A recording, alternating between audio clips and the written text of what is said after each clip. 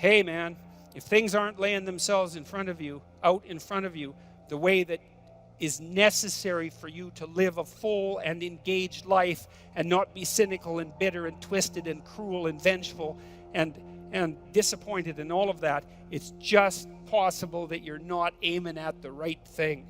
And man, that is a question worth asking. Well, it's the question people do ask. It's like, well, what's the purpose of life? Well, it's the same question. What should I aim at? Those are the same questions. And, you know, if what you're aiming at is producing nothing but unrequited misery for you and everyone else, and it's a downhill bloody spiral into something approximating hell, then there is some possibility that you should think that perhaps your aim is off. So, and I don't want to overplay my hand on that either, too, because I know perfectly well that, you know, if you're suffering, if you're depressed, if you're miserable, it might be a consequence of really bad luck. You know, like people get sick, and good people get sick, right? Everyone knows that. You know, good people, they get sick and they die. And so you can't say, well, if you're miserable and sick, it's because there's something, you know, bad about you, because then that would be the case for everyone, always, whenever they get ill, and you could just blame ill people. It's like, well, it serves you right that you're sick because you're a bad person. It happens a lot, actually, with ill people, you know, and it's an unfortunate thing. So I know there's an element of chance to all this, and I don't want to downplay that. You know, we are dust in the wind, to use a terrible cliche from a 70s rock song. We're blown hither and thither by events that are somewhat beyond our control, but that's still not the point. The point is that to a large degree, you can determine the manner in which the world manifests itself to you by changing your aim. And so then that opens up the entire domain of philosophy. You think, what good is philosophy? And people think that all the time. What good is philosophy? It's like, hey, philosophy is about value. Well, what use is value? Well, value determines your aim. Well, who cares what your aim is? Well, your aim determines the manner in which the world lays itself out to you emotionally. Well, who cares about that? No one says that. The argument stops there, because no one, especially no one who's been seriously hurt or seriously depressed, like in pain, no one ever says, oh, well, who cares about that? Because if you can say that about your pain, all that means is you actually haven't been in pain. Because if you're in enough pain, you will not say that, that's for sure. So, you need to know what to aim at. So,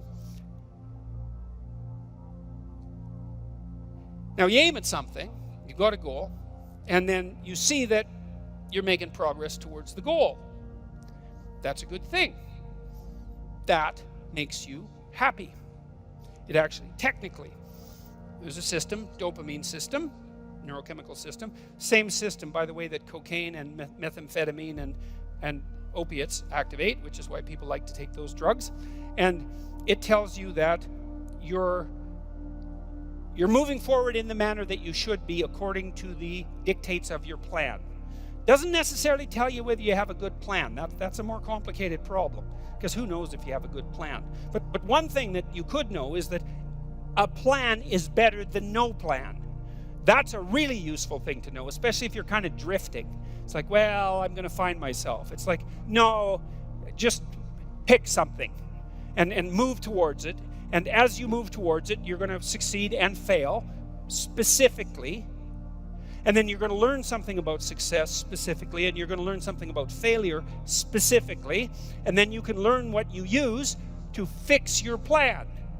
So a stupid plan is way better than no plan. And you're likely to have a stupid plan, or at least to be able to make one. So that's good news for everybody. You can make a stupid plan. And so I would say, make a stupid plan and then implement it. Not any stupider than it has to be. You know, you could think about it a little bit, but then implement it and have your successes and failures along the way and learn from them. And then you can rejig the goal. You can move the target. That's fine. That's part of the game. It doesn't have to be fixed. It's a movable target. And maybe what you're trying to do is to move the target to an ever better place. So you're moving towards a target, and at the same time you're moving the target, right? And and you're trying to move the target towards something like an ultimate ideal. You're trying to find out what that ultimate ideal is, and part of the way you figure that out is by moving towards a target and by learning about success and failure along the way, because then you can inform yourself with regards to what might constitute a reasonable aim. And so that's the reason to go out in the world and like make some mistakes, you know, and then you're going to, and so it's okay. It's okay to make the mistakes. It's not so okay not to learn from them, because then you make the mistakes again. That seems pointless. And so you're moving towards wherever you're going, and it's working, and so you get some positive emotion. You get some motivation from this dopaminergic system that adds zest to life. It adds interest and engagement and meaning to life. It pulls you into life. And that's worth thinking about, I would say, because if you think about it, you know, might wonder about whether or not you should be engaged in life. And then if all of a sudden you're doing something, and because you're doing it, you get engaged in life, then it seems like that might be the very definition of a good thing. It's evidence. The engagement is evidence that you're actually doing a good thing, a worthwhile thing in life with all its suffering and misery and brutality. It's like you've got a pathway, you've got an aim, you're moving forward, you're engaged. Excellent.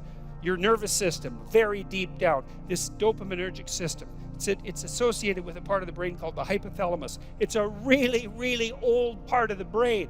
It's not some new thing that popped up like 15,000 years ago. It's ancient.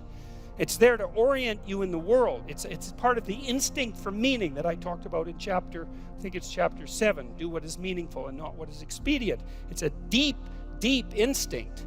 And way down in your psychophysiological structure, not as far down as the serotonin system, but like next level up. And so if it's saying, hey man, you're on the right track, it's like, that's worth noticing.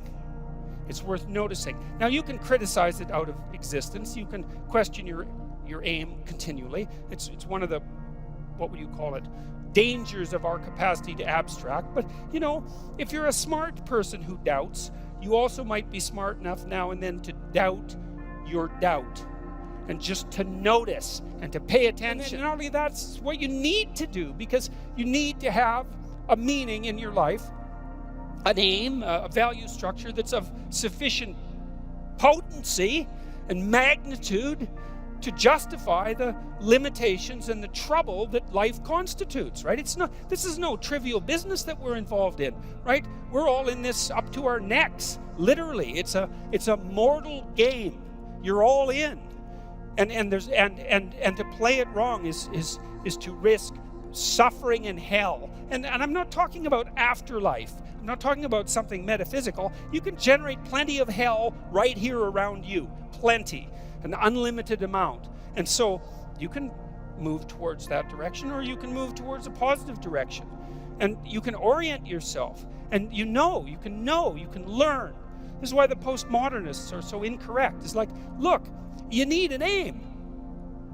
You need an aim. You cannot organize the way you look at the world without an aim. It's not optional.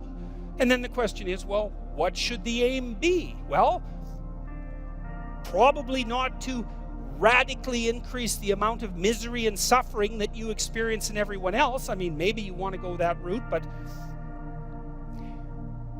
and people do, but I think they only do when they become bitter and they give up, you know, and they make mistakes they know they're making, right? It's conscious decision to go down that route. It's not like they think that's okay to begin with. Their aim's wrong. It's like, straighten out your aim. So there's an old idea, this idea of sin. Sin is a word that was derived from a Greek word, hamartia. And hamartia is an archery term, and it means to miss the target. And so you think, well, how can you miss the target? Well, you have no weapon. Well, then you miss the target. You have no target. You have no aim. Well, then you miss the target. You don't pick up your bow. Well, then you miss the target. You don't draw it back. Then you miss the target. You don't practice and miss many times, right? Because you have to do that to develop the skill to hit the target. So you're not willing to take the risk to miss. You do none of that. And so you miss the target. And that's the sin. And then you miss your life. And then what happens around you is that Well, there's far more hell than there has to be, and there's much less heaven than there could be, and it's on you.